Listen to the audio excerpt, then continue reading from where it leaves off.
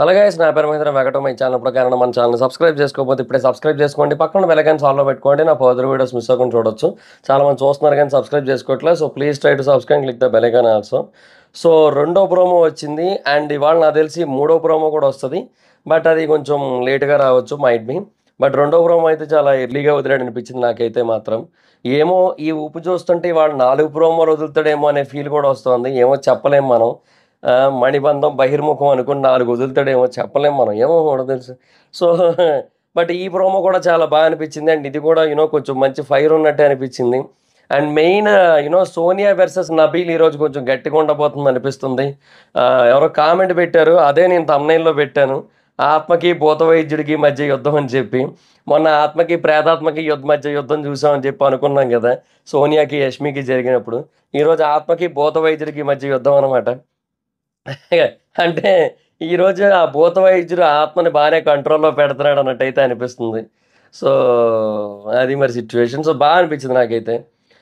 And first nomination అయితే Sonia nomination Aditya ఓమన్ చేసింది. అంటే ఆవిడ బేసిక్గా ఆవిడ ముందు నుంచి క్లియర్గానే ఉంది. ఎందుకంటే లాస్ట్ వీకే బేసిక్గా అన్నది, ఆదిత్య ఓమన్ నామినేట్ చేస్తే ఆయన బేసిక్గా లాస్ట్ సెకండ్ ప్లేస్లో ఉన్నాడు, డేంజర్లో ఉన్నాడు అని అర్థమైంది కదా, ఆయన అప్పుడే వెళ్ళిపోయేటోడు.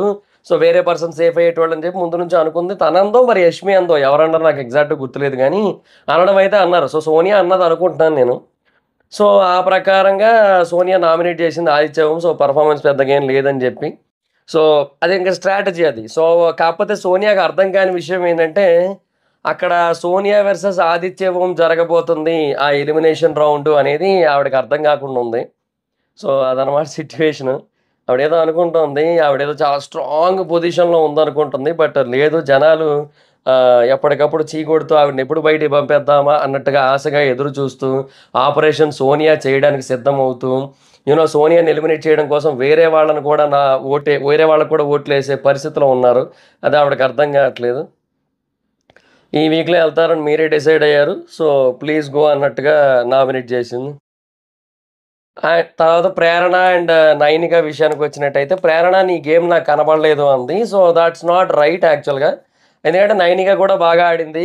అంటే అక్కడ సేవింగ్ అనేది కూడా చాలా ఇంపార్టెంటే బాస్కెట్స్ దగ్గర కూడా. సో ఏదో అక్కడ పట్టుకొని తెచ్చేయడం అంటే కాదు కదా, ఇక్కడ కూడా చాలా ఇంపార్టెంట్. అండ్ ఇవి ఇక్కడ చాలా బాగా ఆడారు కాబట్టి గేమ్ అట్లా ముందుకెళ్ళింది. నైనిక కూడా ఇట్లా అభయలాగా అభయముద్ర వేసుకొని పడుకొని ఉంటే అక్కడ గేమ్ ముందుకెళ్ళేది కాదు, కంప్లీట్గా ఓడిపోయేటోళ్ళు, వాళ్ళే గెలిచేసేటోళ్ళు. సో అది పాయింట్ అక్కడ. సో నైనిక ఆడింది కాబట్టి వాళ్ళ టీం అందరూ ఆడారు కాబట్టి ముందుకెళ్ళింది. సో నైనిక ఆడలేదు అనేది బేస్లెస్ పాయింట్. నీ ఆట నాకు కనబడలేదు, నువ్వు ఆట నాకు కనబడలేదు అంటే ప్రేరణకి ప్రాబ్లం ఉంది, ఐసైట్ ప్రాబ్లం ఉంది. బిగ్ బాస్ దగ్గర ఇది మెడికల్ రూమ్కి పంపించి డాక్టర్ని పిలిపించాల్సి ఉంటుంది అక్కడ. ఎందుకంటే నిజంగా ఆడింది, తనకు కనబడలేదంటే తిన ప్రాబ్లం అది డెఫినెట్గా. అంటే ప్రేరణ ఏంటి, మేబీ నేను అనుకోవడం ఏంటంటే అటు సైడ్ ఆడుతూ కూర్చుంది కదా, ఎక్కడ పద్మావతి కాదు, ప్రభావతి. నేను నిన్న పద్మావతి అన్నానే, ప్రభావతి కదా. ఓకే ఓకే సరే, ప్రభావతి దగ్గర కూర్చుంది, ఆ కోడి దగ్గర కూర్చుంది. సో అక్కడ ఆడుతూ కూర్చుంది, అక్కడ ఫైట్లు అయినాయి, ఈ మధ్యలో అయినాయి తప్ప అక్కడ బాస్కెట్ దగ్గర తక్కువ. సో అందువల్ల ఏంటంటే తనకు అట్లా కనిపించలేదేమో, బట్ అక్కడ ఆడిన వాళ్ళు ఆడారు కదా. సో అది పాయింట్. సో ప్రేరణ పాయింట్ అయితే నాకు వ్యాలిడ్ అనిపించలేదు నాకైతే. సో నైన్కి అది రైట్. మీ చీఫ్కి నేను టఫ్ కాంపిటీషన్ ఇచ్చా అంది. సో వాళ్ళ చీఫ్కి టఫ్ కాంపిటీషన్ ఇచ్చిందా? వాళ్ళ చీఫ్ అభయ్ కదా, అభయ్ ఏం ఆడలేదు కదా. ఏంది, ఒక నిమిషం ఆగండి, నేను తప్పుగా అయినానా ఏందా, ఏదో తేడా కొడుతుంది.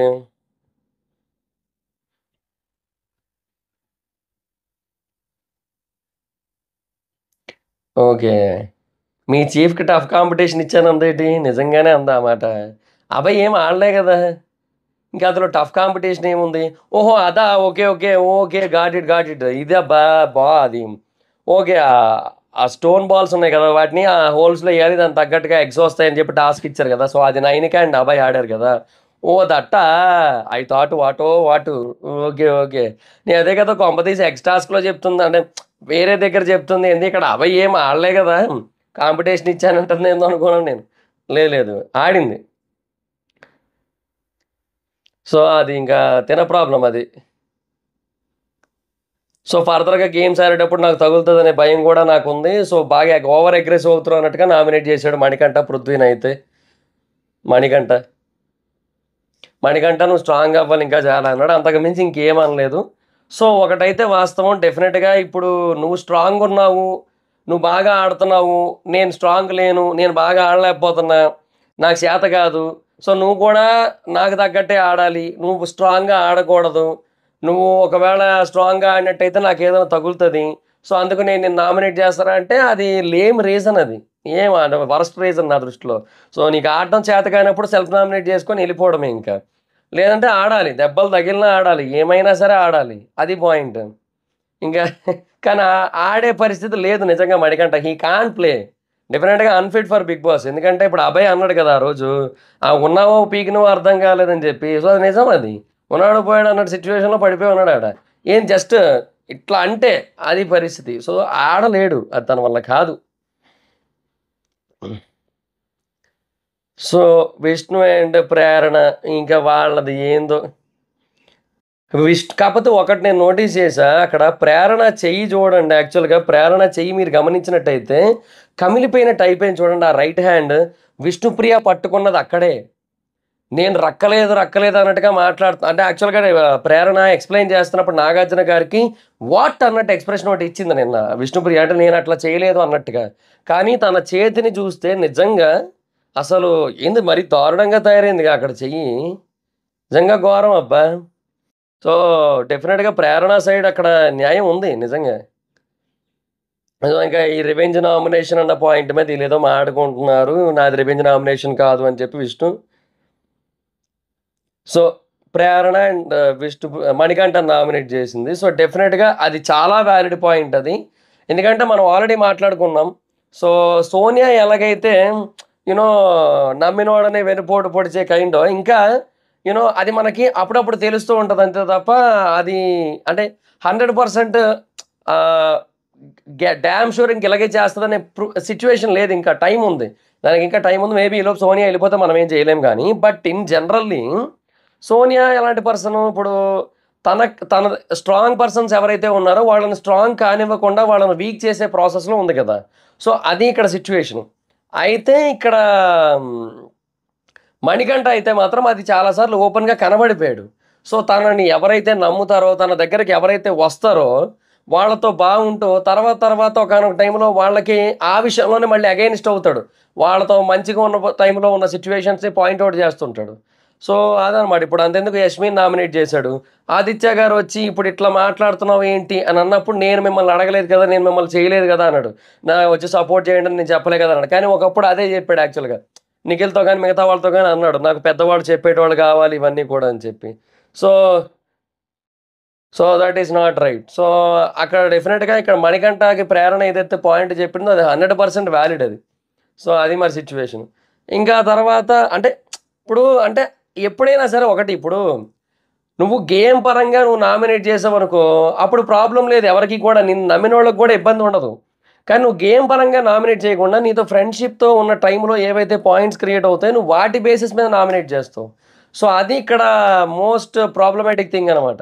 అందుకు డెఫినిట్‌గా Manikanta is not deserve to be in the house. అంటే పోనీ అది పక్కన అంటే ఫిట్‌నెస్ పరంగా ఓకే. అది కాదనుకుందాం. బట్ ఇదైతే మాత్రం at least in the house with friends అంటే ఇప్పుడు వాళ్ళతో ఫ్రెండ్లీగా ఉండడానికి ఇంకా అర్హుడు కాదింక.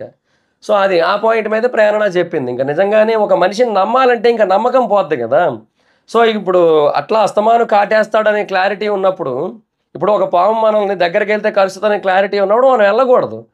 అండ్ వీలైతే ఆ పాముని పట్టుకొని అడవిలోకి పంపేయడమో, లేదంటే ఇంకెక్కడికైనా ఇసిరేయడమో దూరంగా, లేదా దాన్ని తరిమి కొట్టడం ఏదో ఒకటి చేయాల్సి ఉంటది. సో, మణికంఠ విషయంలో ఇప్పుడు ప్రేరణ అదే చేసింది. సో, అంతే అంతకుమించి చేయట్లేదు.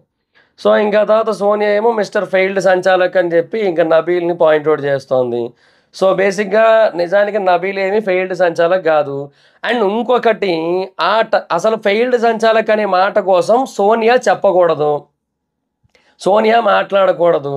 గురువింద గింజకంట దాని గుండె కింద నలుపు తెలీదంట. ఆ! నువ్వొచ్చి చెప్తున్నావు. నువ్వు ఫెయిల్డ్ సంచాలకు. నువ్వొచ్చి అవతలోళ్ళకి చెప్తున్నావా?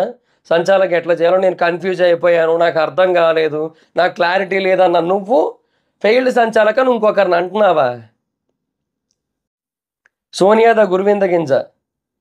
అంతే ఇంక. ఇంకేందో ఇంక. ఆవిడేం చేసిందసలు?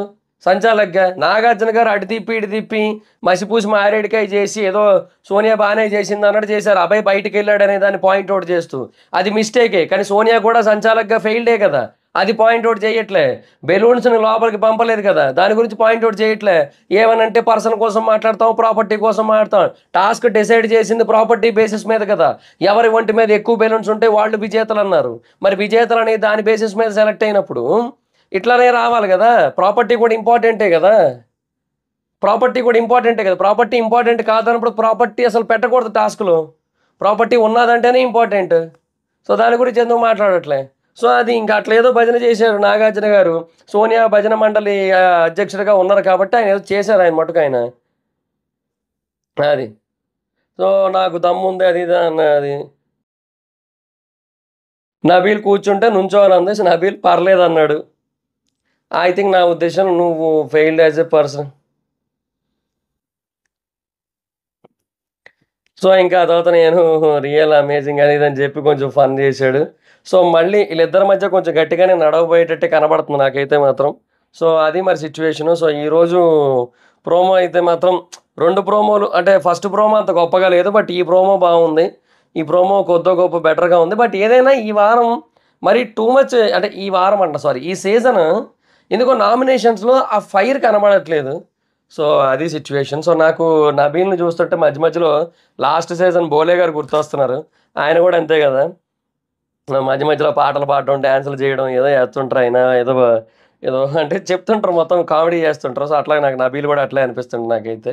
సో నబీల్ ఏంటంటే బోలే ప్లస్ యావర్ ఇట్లా అన్ని రకాల క్వాలిటీస్ ఉన్నాయి నబీల్లో. So let's see Nabeel is the next Yawar అనే ఫీలింగ్ చాలా గట్టిగా కలుగుతుంది నాకైతే మాత్రం. సో లెట్స్ సీ చూద్దాం ఏమవుతుందో. సో దాట్స్ గైస్, ఇది ఈ ప్రోమో రివ్యూ. ఈ వీడియో మీకేమనిపించింది ప్రోమో చూసిన తర్వాత? ఆత్మకి భూత వైద్యుడికి మధ్య యుద్ధం మీకు ఎలా అనిపిస్తుంది? సోనియాకి నబీల్కి మధ్య కింద కామెంట్ సెక్షన్లో చెప్పండి. So that's guys, this the video. Video కానీ మీకు నచ్చినట్టయితే లైక్ చేయండి, వీడియో షేర్ చేయండి. ఇప్పటివరకు ఎవరైనా మన ఛానల్ సబ్స్క్రైబ్ చేసుకోకపోతే ఇప్పుడే సబ్స్క్రైబ్ చేసుకోండి, పక్కన బెల్ ఐకాన్ ఆల్లో పెట్టుకోండి. నా ఫర్దర్ వీడియోస్ మిస్ అవ్వకుండా చూడొచ్చు. చాలా మంది చూస్తున్నారు కానీ సబ్స్క్రైబ్ చేసుకోవట్లేదు. So please try to subscribe like the bell icon also. నా ఇన్స్టాగ్రామ్ ఐడి జబర్దస్త్ మైదర్ అకౌంట్ వచ్చినట్టు ఫాలో అవ్వచ్చు. Thank you so much guys. బాబా meet next video. Bye bye.